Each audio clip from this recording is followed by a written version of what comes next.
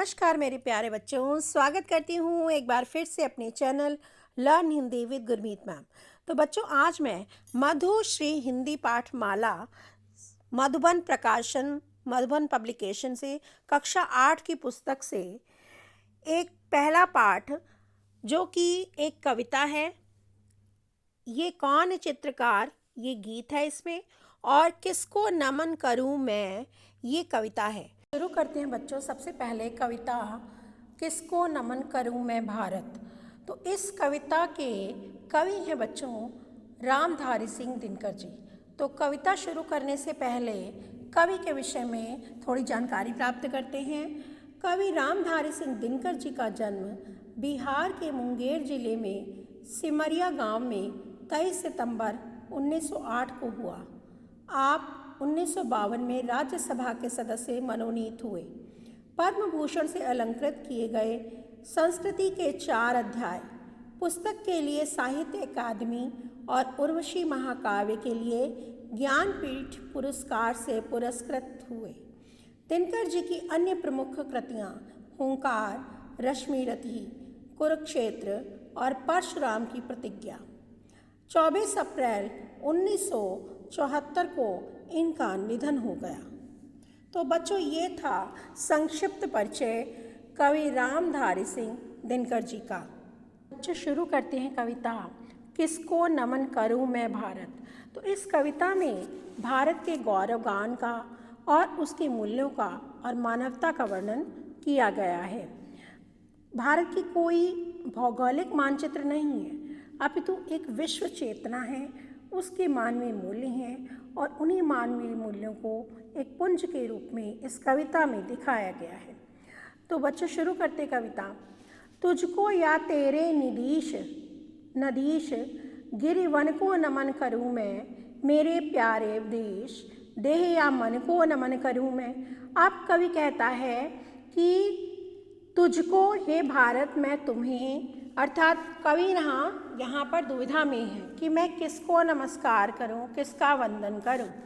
कवि कहता है कि मैं, हे भारत, तुझे नमन करूं, या तेरे नदीश का मतलब है नदियों का ईश अर्थात समुद्र को, तेरे समुद्र को, पर्वतों को, वनों को मैं किसको नमस्कार करूं, किसको नमन करूं।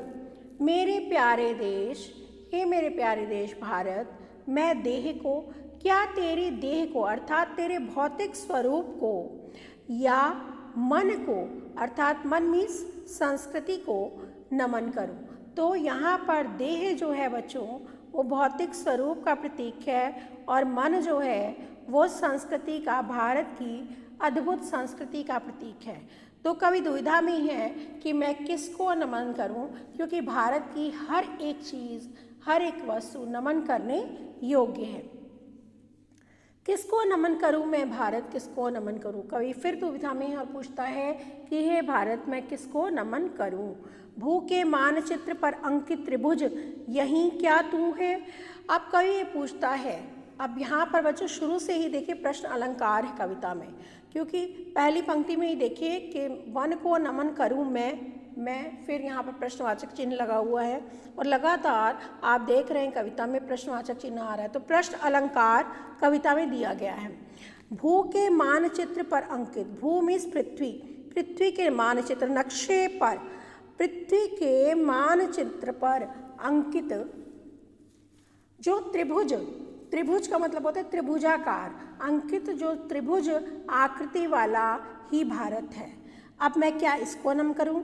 वो कह रहा है यहीं क्या तू है, क्या यह भारत के नक्शे पर अंकित जो त्रिभुजाकार आकृति है यहीं तू है। आगे देखिए, नर के नभस चरण की दृढ़ कल्पना, नहीं क्या तू है। नभस चरण का अर्थ होता है आकाश में विचरण करने वाले। अब आकाश में कौन कौन विचरण करता है, पक्षी हैं, ठीक है, बादल हैं और वायु। तो कवि कहता है कि आकाश में विचरण करने वाले पक्षी, वायु, बादल की दृढ़ कल्पना क्या आप ही हैं। अब ये भारत से पूछ रहा है। अब दृढ़ कल्पना क्या है। दृढ़ कल्पना का अर्थ है मजबूत विचार या मजबूत लक्ष्य। तो कवि ये कहता है कि जो ऋषि मुनि थे ना, प्राचीन काल में, उनका जो लक्ष्य था वो केवल भौतिक स्वरूप से ही नहीं जुड़े हुए थे, ठीक है, ज़मीन से ही नहीं जुड़े हुए थे, अपितु आध्यात्मिक रूप से भी भारत से जुड़े हुए थे। तो उनका लक्ष्य क्या था? उच्च था। उसी प्रकार से कवि कहता है कि मनुष्य के लिए ऐसा लक्ष्य है जो उसे ऊंचाइयों तक जाने के लिए प्रेरित करता है, यानी कि उसके संकुचित सीमाओं से निकाल करके ब्रह्मांड की चेतना से जोड़ता है। तो कहता है कवि, क्या तू मनुष्य की इस इच्छा शक्ति, इस दृढ़ कल्पना, इस ऊंची उड़ान का प्रतीक नहीं है? तो कवि ये पूछ रहा है भारत से।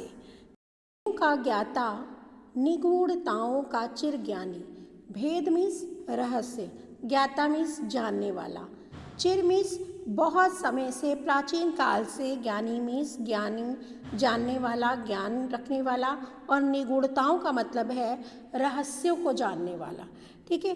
तो भारत के लिए कवि कहता है कि तू भेदों का ज्ञाता है, भारत के अनेक रहस्यों, सभी रहस्यों का ज्ञानी है, और हर एक रहस्य जो तू जानता है। अब यहाँ पर रहस्य का से तात्पर्य है बच्चों कि भारत की विशेषताओं से, भारत की गुणों से अच्छी तरह से परिचित है, इसके प्रत्येक रहस्य को तू जानता है। तो मेरे प्यारे भारत, नहीं तो पत्थर है, पानी है, अर्थात तू पत्थर के समान स्थिर नहीं है, जड़ नहीं है, तू पानी है, अर्थात तू परिवर्तनशील है, गतिशील है, अर्थात समय के साथ साथ तू निरंतर प्रगति की ओर बढ़ रहा है, प्रगति कर रहा है समय के साथ साथ। तो यहाँ पर पत्थर का अर्थ है अस्थिरता से है, ठीक है, और स्थिरता से है, और पानी का अर्थ बच्चों परिवर्तनशीलता से है, गतिशीलता से है, ठीक है। मेरे प्यारे भारत, तू पत्थर है, पानी है, जड़ताओं में छिपे किसी चेतन को नमन करूँ मैं। आपका साथ मैं जड़ वस्तुओं में छिपे हुए, जड़ अर्थात पत्थर जो स्थिर रहते हैं, जो जड़ वस्तुएं हैं, तो जड़ वस्तुओं में छिपे हुए चेतन अर्थात जीवित आत्मा को नमन करूं। मैं किसको नमन करूं? चेतन जीवित आत्मा जो गुणों से युक्त है। भारत नहीं स्थान का वाचक, गुण विशेष नर का है, एक देश का नहीं शील यह भूमंडल भर का है। तो यहाँ पर जो है बताया है कि भारत किसी स्थान विशेष का नाम नहीं है। कवि कहते हैं कि भारत जो है किसी भूभाग का नाम नहीं है कि ये इतनी सीमाओं में बंधा हुआ है, ये मानचित्र में इसकी रेखाएं खिंची हुई हैं, और इन सीमाओं के अंदर का भाग जो है भारत है। केवल स्थान विशेष का सूचक भारत नहीं है, अपितु क्या है? गुण विशेष नर का है। नर मीन्स मनुष्य, ठीक है। तो भारत क्या है? मनुष्य के मानवीय गुण हैं, जिन गुणों के कारण भारत जो है विश्व भर में जाना जाता है। तो कवि कहता है कि भारत एक गुण विशेष है, मानवीय मूल्य, आदर्श और श्रेष्ठ चरित्र का नाम है मनुष्यों के, क्योंकि यहाँ पर जो रहने वाले मनुष्य हैं, उन मनुष्यों के भीतर जो है ये गुण हैं, श्रेष्ठ अच्छे चरित्र हैं, सत्य, अहिंसा, त्याग, करुणा जैसे गुण व्यक्ति ने धारण किए हुए हैं। तो वह भारतीयता के मूल तत्व को जो जी रहा है वही भारत है। मनुष्य, ऐसे मनुष्य जो इन गुणों से युक्त हैं, इन गुण विशेष से युक्त हैं, इसी के कारण भारत जो है भारत जाना जाता है, न कि अपने स्थान विशेष के कारण, ठीक है, अपने भूभाग के कारण। एक देश का नहीं शील यह भूमंडल भर का है। तो कवि ये भी कहता है कि शील का अर्थ होता है चरित्र या स्वभाव, ठीक है, ये किसी एक देश का नहीं है, और ये जो भारतीयता है, ये अच्छे गुण हैं, ये चरित्र हैं, ये आदर्श हैं, ये किसी एक गुण, एक देश तक सीमित नहीं है। शील यह भूमंडल भर का है। भूमंडल मीन्स संपूर्ण ब्रह्मांड, संपूर्ण सृष्टि भूमंडल का है। ये जो गुण है, यानी ये जो गुण एक देश के पर इनका अधिकार नहीं है, अपितु पूरे भूमंडल भर में है। अर्थात इसका अर्थ यह है कि भारतीय संस्कृति के जो ये तत्व हैं, अच्छे गुण हैं, सत्य, अहिंसा, त्याग, करुणा, संस्कृति, ये जो गुण हैं, ये जीवन मूल्य जो हैं, ये जहाँ जहाँ होंगे वहाँ वहाँ मानवता होगी और वहाँ वहाँ भारत होगा। यानी ये जो कवि ये कहना चाहता है कि वसुधैव कुटुंबकम की भावना को लेकर के भारत चलता है। अगर ये गुण किसी भी भारतीय में है और वह एक देश तक सीमित नहीं है, जहाँ जहाँ ये गुण होंगे वहाँ वहाँ भारत होगा, यह किसी स्थान विशेष का नाम नहीं है। आगे देखिए, जहाँ कहीं एकता अखंडित, जहाँ प्रेम का स्वर है। अब कवि कहता है कि जहाँ पर भी एकता का भाव है, और एकता कैसी, अखंडित, कभी ना खंडित होने वाली, ना टूटने वाली, ठीक है। और प्रेम का स्वर है, जहाँ प्रेम का स्वर यानी चारों ओर प्रेम है, एकता है, ऐसे भाव हैं। देश देश में वहाँ खड़ा भारत जीवित भास्कर है। अब कवि कहता है कि भारत देश का प्रत्येक कोना जो है ऐसे जीवित भास्कर, भास्कर का मतलब होता है सूर्य, सूर्य के समान प्रकाशमान दिखाई पड़ता है। वो कोना जहाँ पर प्रेम का स्वर भरा हुआ है, जहाँ पर एकता ऐसी है जो अखंडित है, तोड़ी नहीं जा सकती है, ये सब गुणों से, तो जहाँ पर भी है ये सब गुण, वहाँ पर जो भारत है वो कैसा है, जीवित भास्कर, सूर्य के समान प्रकाशमान दिखाई पड़ता है। तो भारत देश का ऐसा प्रत्येक कोना सूर्य के समान चमक रहा है। निखिल विश्व की जन्मभूमि वंदन को नमन करूं मैं। अब कवि कहता है मैं किसको नमन करूं। फिर यहाँ पर कवि की दुविधा बताई गई है कि निखिल विश्व, निखिल में संपूर्ण विश्व में, कि ये जो जन्मभूमि है यानी संपूर्ण पृथ्वी जो हमारी जन्मभूमि है, उसकी वंदना या प्रार्थना को मैं नमस्कार करूं। मैं किसको नमस्कार करूं, कवि दुविधा में है और बार बार प्रश्न करता है मैं किसको नमस्कार करूं। दो हृदय के तार जहाँ भी जो जन जोड़ रहे हैं, मित्र भाव की ओर विश्व की गति को मोड़ रहे हैं। तो यहाँ पर बच्चों कवि जो है विश्व बंधुत्व की भावना की बात कर रहे हैं कि भारत ने केवल भारत में ही नहीं अपितु संपूर्ण विश्व को प्रेम और मानवता का पाठ पढ़ाया। कैसे, दो हृदय के तार यानी दो हृदयों को जोड़ने वाले, दो लोगों को जोड़ते हैं। क्या जोड़ता है दो लोगों को, जो जन ऐसे व्यक्ति जोड़ रहे हैं, किससे जोड़ रहे हैं, प्रेम से। यानी भारत में रहने वाला प्रत्येक व्यक्ति प्रेम से एक दूसरे के साथ स्वयं तो रहते ही हैं, और मैत्री, इसी मैत्री भाव के कारण जो है वो पूरे देश को लगातार, पूरे देश के व्यक्तियों को नहीं अपितु देश के बाहर विदेश में भी दूसरे देशों को भी अपने साथ जोड़ते हैं। कैसे, इस प्रेम के कारण। तो इस मैत्री भाव के कारण ही जो भारत है दूसरे देशों के साथ जुड़ रहा है और मैत्री भाव की ओर विश्व की गति को मोड़ रहे हैं। उस मैत्री भाव के कारण ही, आपस में देशों के प्रेम के कारण ही, इस मैत्री भाव के कारण, इस मित्रता के कारण ही जो है भारत जो है देश भर में उन्नति की ओर अग्रसर हो रहा है, विश्व भर में उन्नति की ओर अग्रसर हो रहा है। यानी मित्रता और प्रेम के कारण भारत देश और ये पूरा विश्व लगातार प्रगति के रास्ते पर बढ़ता चला जा रहा है। घोल रहे हैं जो जीवन सरिता में प्रेम रसायन, यानी भारत के लोग कैसे हैं, प्रेम रसायन, प्रेम रसायन, यहाँ पर रसायन कोई सोल्यूशन होता है, कोई भी सोल्यूशन, तो यहाँ प्रेम का सोल्यूशन, यानी सोल्यूशन मीन्स दवा समझ लीजिए। तो जीवन सरिता, जीवन रूपी सरिता में, ठीक है, जीवन रूपी नदी में प्रेम रूपी दवा को ये घोल रहे हैं। कौन, भारत और भारतवासी क्या कर रहे हैं, संपूर्ण विश्व में एकता और अखंडता के भाव के साथ, मैत्री भाव के साथ, प्रेम के साथ रहते हैं, जिससे जीवन रूपी सरिता में ये प्रेम रसायन को घोल रहे हैं, खोल रहे हैं देश देश के बीच। मुंदे वातायन, मुंदे मीन्स बंद, वातायन मीन्स खिड़कियाँ। अब खोल रहे हैं, क्या कर रहे हैं भारत देश के लोग, केवल अपने देश में नहीं अपितु दूसरे देशों के बीच जो खिड़कियाँ, प्रेम की खिड़कियाँ बंद थीं, मुंदे मीन्स बंद थीं, उन्हें, उन खिड़कियों को, उन वातायन को वो खोल रहे हैं। देश देश के बीच जो खिड़कियाँ, जितनी खिड़कियाँ थीं जो बंद थीं, वो सब अब इस प्रेम के कारण, इस मैत्री भाव के कारण खुल रही हैं, क्योंकि सब भारत को प्रेम की दृष्टि से देखते हैं और उसके बाद भारत भी इस प्रेम और मित्रता के कारण निरंतर विकास की ओर अग्रसर हो रहा है और साथ साथ संपूर्ण विश्व के देश भी उसी उन्नति के पथ पर, प्रगति के पथ पर अग्रसर हो रहे हैं। तो ये जीवन रूपी नदी में जो प्रेम रस घोल रहे हैं वो भारत के लोग ही हैं। आत्मबंधु कहकर ऐसे जन जन को नमन करूं मैं।